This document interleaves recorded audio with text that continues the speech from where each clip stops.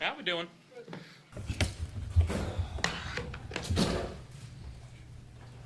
How good was the start? It was great. Got off to a quick start. First drive, go down there and get points. It's something that we've talked about repetitively over the course of the last couple of weeks. Felt good to go out there and get it done. First play, Dawson making a big play for us and really starting us off the right way. Would you think that might have been start to finish? I mean, the penalties were not great, but start to finish, it might have been your best game of the year. I mean, overall. Yeah, it's up there, and I think you look at it from all three phases. I think everybody went out there, knew their job, and executed at a high level. Offense, defense, special teams. Got to clean up the penalties. Obviously had a turnover today and had another one that could have been a turnover. Ty Johnson stepping in and following the ball and making a play and keeping it alive in that 2-minute drive. So still a lot to clean up, and we'll watch this one, get rid of it, and enjoy this plane ride. Does it feel like Keon is playing more comfortable and more confident football right now? Absolutely, and that's something our staff has got him rolling. Knows what he's doing, and when he knows what he's doing, he's rolling. He's a damn good football player. He's continuing to make plays for us, and you love to see that from your young guy, and he's only going to get better. Josh, is there a noticeable difference when you have a game where you don't start well and a game where you do start well? Is it simply just executing, or is there like anything else that you notice about the No, it's a lot of execution. It's quick little decisions here that mount up and kind of snowball into bigger things. And again, we could have let the turnovers kind of deter us from having a good game, but we continued to find ways to move the ball. I think we're really good on third down. We don't know the exact numbers, but I think we executed at a high rate on third down, which allows us to, again, move the chains and give us our opportunities to score points. And I don't know our red zone touchdowns either, but we scored quite a bit. James Cook got going. Ray Davis got going. And, again, guys made some plays for us. After the turnover, the defense got the stop at the goal line, and then you guys went 93 yards. Was that kind of the shifting point of the game, maybe? Huge.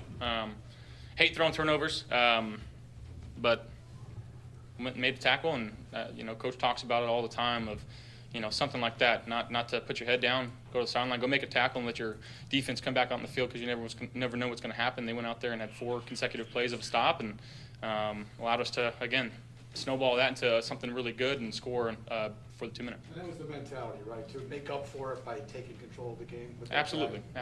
Yeah. Could you describe what happened on that play, why he was able to pick it off? Yeah, he played inside. I think Amari slipped a little bit, and again, just could have put that maybe a little bit further behind and put it on his body. It was a little wet, and the guy made a good play.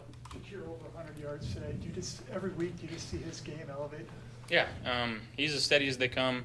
He's been dealing with an ankle for the last couple of weeks. Every week he seems like he's getting a little bit better and more comfortable and confident and cutting.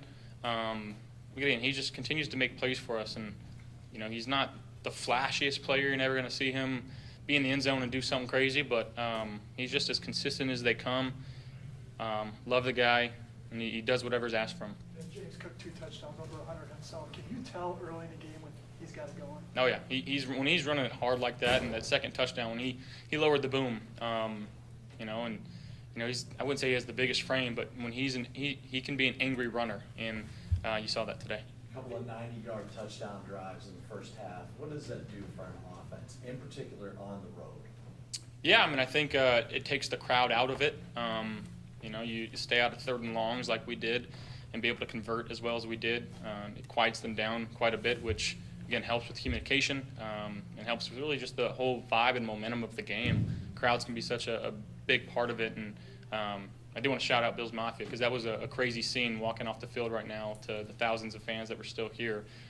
So appreciate them for coming out, and hopefully they enjoyed the game today. From a game-to-game standpoint, despite the penalties and whatever sloppiness, situational stuff, even going back a couple weeks, how in control do you feel on a week-to-week basis? Because I don't want to.